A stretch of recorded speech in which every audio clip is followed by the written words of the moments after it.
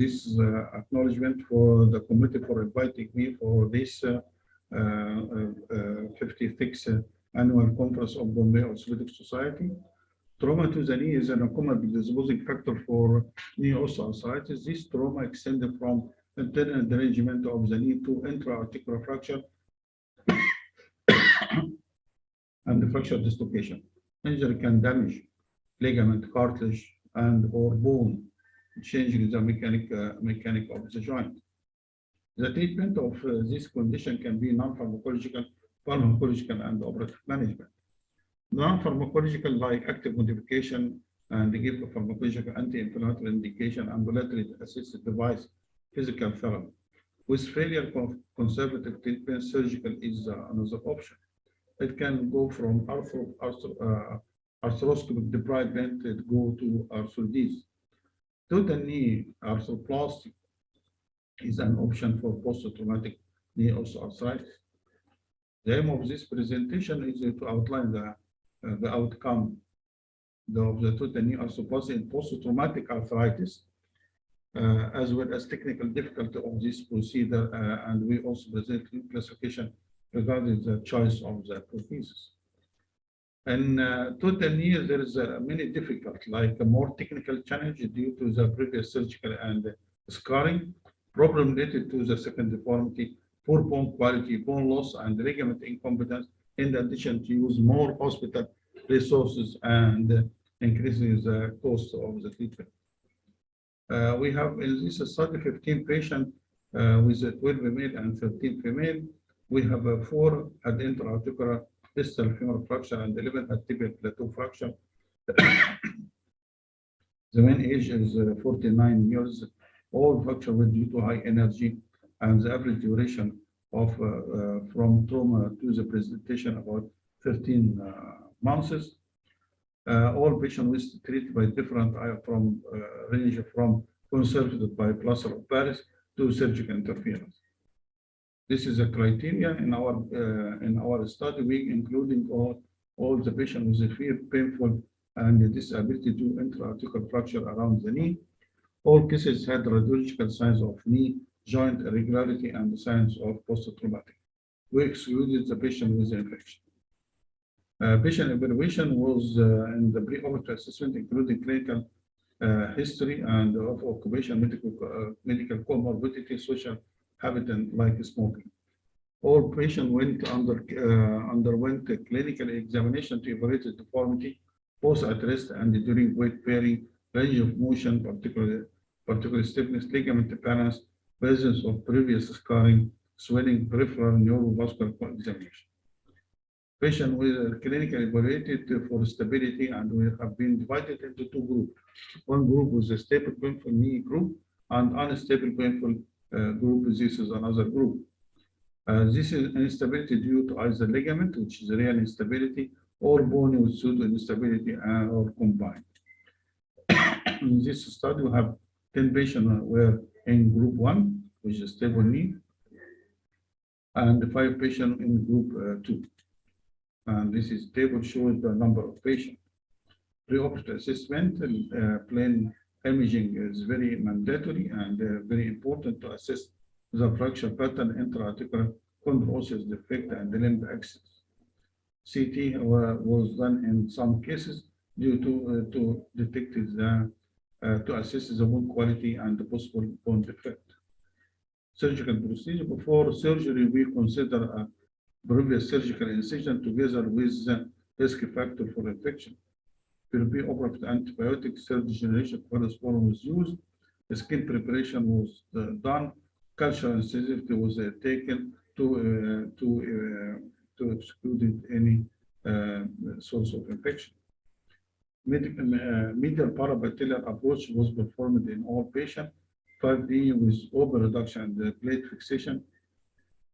Had incision with a transverse component, hook stick shaped incision, making incompression with midline incision. Lazy S-shaped incision was done in one case. Internal fixation implant has to be removed first to avoid the skin complication. We use a snap in some cases. peripatellar scarring with difficult inversion of the was the main evidence in the patient with overreduction. Limited quadriceps release was performed in one patient. By a patient with a post-operative varus deformity of the knee required medial release, while one patient with valgus deformity required lateral release. An extra-articular deformity was corrected by asymmetrical bone resection. Distorted landmark for proper tibial component orientation in these cases, leading us to use the long axis of the leg, extramedullary guide, and also meticulous reference using the intermedullary guide in 7 cases. The tibial defect in the revision to the knee were graded using Anderson Orthopedic Research Institution classification. In this group 1 with painful stable arthritic knee, there were 7 patients out of 10 with no tibial defect after initial resection of the tibia. For group 1 with stable arthritic knee, all patients were treated with posterior stabilization implant and knee prosthesis Zimmer. In group 2, the post-traumatic unstable painful knee, patient 3 knee with ligamentous instability managed with constrained condylar knee prosthesis, while 2 patients with osseous defect grade 2A with metal augment using together with stem constrained condylar knee prosthesis CCK implant. To minimize the risk of infection, we use antibiotic impregnated cement for patellar femoral joint. All cases had no patellar replacement, only treated by shaping. Clinical results were assessed on the basis of post-clinical and function needs society scoring. Patients will follow up to 6 years, ranging from 4 to 10 years. This is an example of cases. The result is the main clinical knee society score CASS as the rate follow-up was improved from 40 point, ranging from 25 to 60, pre-operative to 77 point post-operative, while in the main function needs society score FKSS improving from 40 point, ranging from 30 to 55, pre-operative to 75%, 75 point. Pre-operative and post-operative went up, and this is the result. Discussion: the tibial plateau fracture and the interarticular fracture of the distal femur are relatively common orthopedic injury. Literature reported show poor result with total knee in post-traumatic arthritis than with primary arthritis. In our study, we're presenting a series of 15 patient post-traumatic knee and 15 patients at the main follow-up for 6 years. Clinical KSS improving from pre-operative men from 40 point to 77 point, and the function KSS improving from pre-operative men from 40 to 76 point at follow-up. Rafi Merit presented 17 cases of post-traumatic arthritis following fracture. 8 patients had clinical successful result. We also presented new classification regarding the choice of prosthesis and the patient in our study. We divided into 2 groups: stable painful arthritic knee. This is one group. The other group is unstable painful arthritic knee. The result of the patient with a stable painful arthritic knee were comparable to those with unstable painful arthritic knee. We showed that patient with a stable painful arthritic knee had a higher mean value, but the preoperative state of this with unstable painful arthritic knee were poorer. Lunar et al. Studied 30 patients with post-traumatic knee arthritis after intra-articular and metaphyseal fracture as the main follow-up of 46 months, and movement of the knee society score from pre-operative from 36 point to the post-operative 78 point. The complication rate in our study is about 26%, but in other studies it were reported to be 57%. We see et al. In their study stated that the most common problem in patients with previous tibial plateau fracture were related to soft tissue healing, post-operative stiffness, and intraoperative extensor mechanism disruption. This is our result. In some cases, non-union tibial plateau fracture is 45 years old male with traumatic painful knee with multiple surgery since 2 years, and this is the X-ray. We did for him 3D CT scan and to see give us the evaluation of the fracture and the articular surface. So the problem is a bone defect, non-union articular defect, tissue scarring instability, and technical challenge. So every problem has a solution. So the treatment option is bone repair or fusion. This is a photo intraoperative, and we preparing for the femur, the distal end of the femur. This is has been prepared. This is the tibial plateau. We're starting to make an tibial access and treatment of the defect. The defect is presented here. This is a bone defect. We use an augment. And this is after the tibial tray inserted. This is intraoperative. This is assembly of this patient. And this is a post-operative care follow-up. And this is the post-operative, so the non-union. And this is follow-up of this patient. This after starting to have a healing.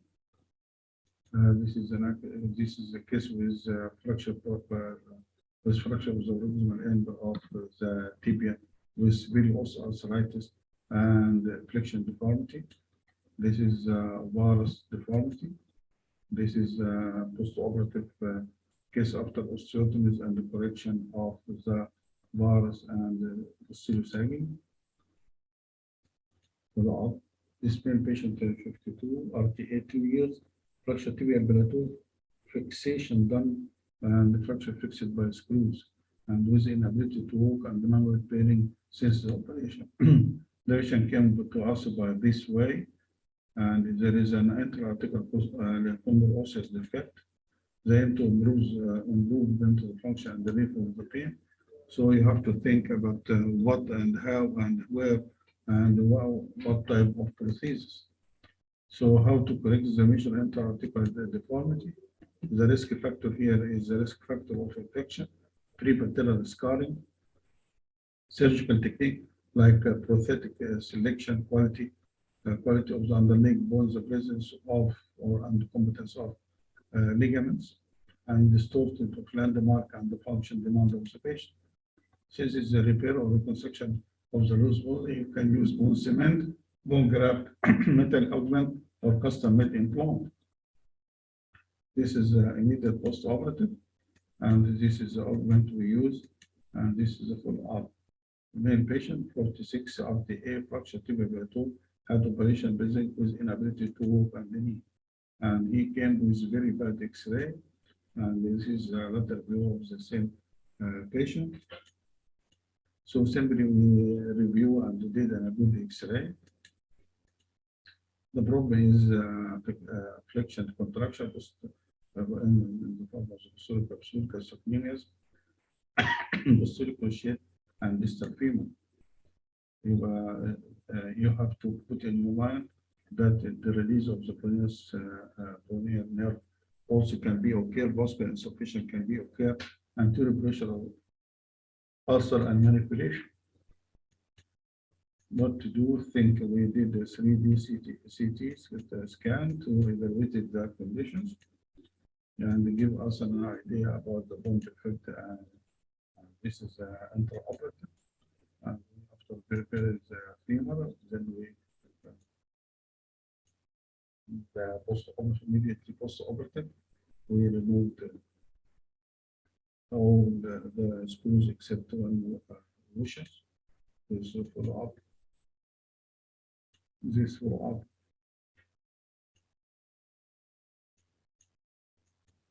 And patient standing on his leg. Last cases, female 45 fall down, treated by cast after cast, cannot walk, and the X-ray. We not available. This is 3D CT scan of the lady, and this type of classification is not mentioned in any type of classification of the tibial plateau fracture classification. This is another view.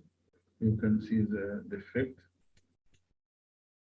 So we think out of the box, and we did for him. We did lock the tibial stem. This tibial stem was done by handmade. This is not available in any companies, and we did this. And this is the follow-up. Of our patient. This is the classification we propose for that this type of injuries. We classified into as a post-traumatic stable painful knee or post-traumatic unstable painful knee. Post-traumatic stable painful knee can be either divided into with intact ligament, so go for primary total knee. If without intact knee ligament, like false instability, go for the constrained knee.